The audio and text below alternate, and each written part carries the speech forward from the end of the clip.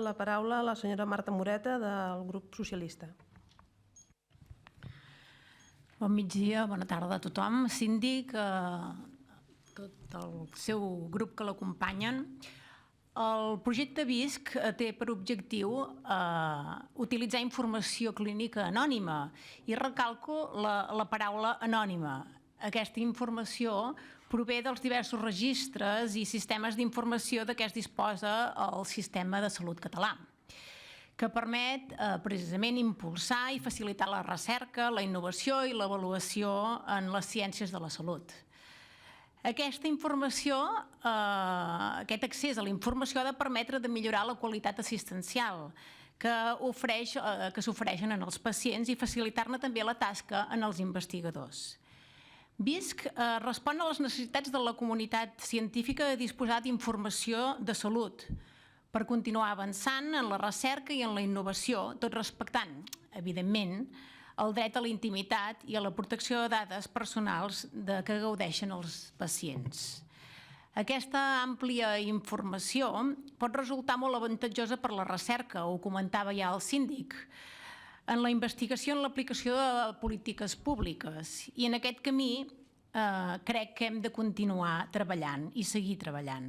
En aquest punt no hi podem tindre cap dubte. Hem de ser líders en aquests àmbits per facilitar la recerca i la innovació en medicina i en ciències de la salut. Hi ha coincidència en el fet que l'accés a aquesta informació permetria escurçar en molts anys els terminis empleats fins ara en els processos de recerca i investigació i, per tant, trobar l'aplicació de diverses curacions i per aquesta raó és tan important que seguim en aquesta línia. El projecte VISC s'ha de servir d'aquesta quantitat de dades, dades que comentava també el síndic, immenses, centenars i milers de dades que es poden anar treballant. Sempre, en tot cas, i això també ho apuntàvem, que hi hagi la prèvia anonimització de les dades, és evident. Estarem tots d'acord que les dades no poden ser utilitzades per qualsevol ni de qualsevol manera. És obvi, però sí que busquem el benefici del pacient. Cal que els investigadors en els centres de xarxa de sistema sanitari integrat, el SISCAT, i també dels centres acreditats per cerca, puguin actuar amb aquestes dades, evidentment, sense perjudici del pacient. De tota aquesta polèmica de les dades recau en assegurar aquest 100% del procés d'anonimització, però, com ja es deia, el risc zero no existeix i segurament per aquests processos informàtics especialitzats o creuaments amb altres bases es podrien permetre la reidentificació. Per tant, és molt important tenir en compte aquest aspecte.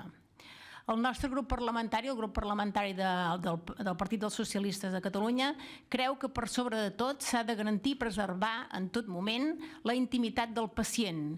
I per això també els pacients poden oposar-se, com bé es deia, que les dades siguin anonimitzades i posteriorment utilitzades. Però insistim, l'evolució de la recerca i la millora de la qualitat humana requereix l'utilització d'aquestes dades per anar avançant en processos de recerca amb finalitats epidemiològiques, d'investigació o de docència.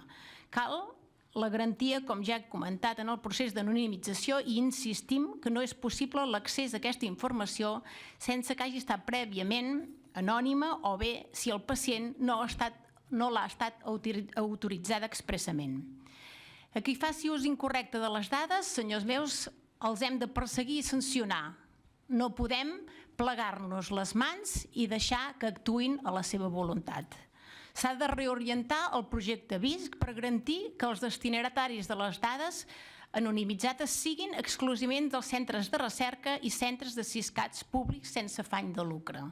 Per tot això, creiem que hem de continuar treballant per garantir l'anonimat dels pacients i afavorir la investigació, fomentar sobretot la recerca i prohibir el creuament de dades, com també aquí s'ha dit. Corregim els defectes i treballem amb les auditories externes, que també s'ha comentat, per garantir l'anonimat de tots els pacients. Moltes gràcies.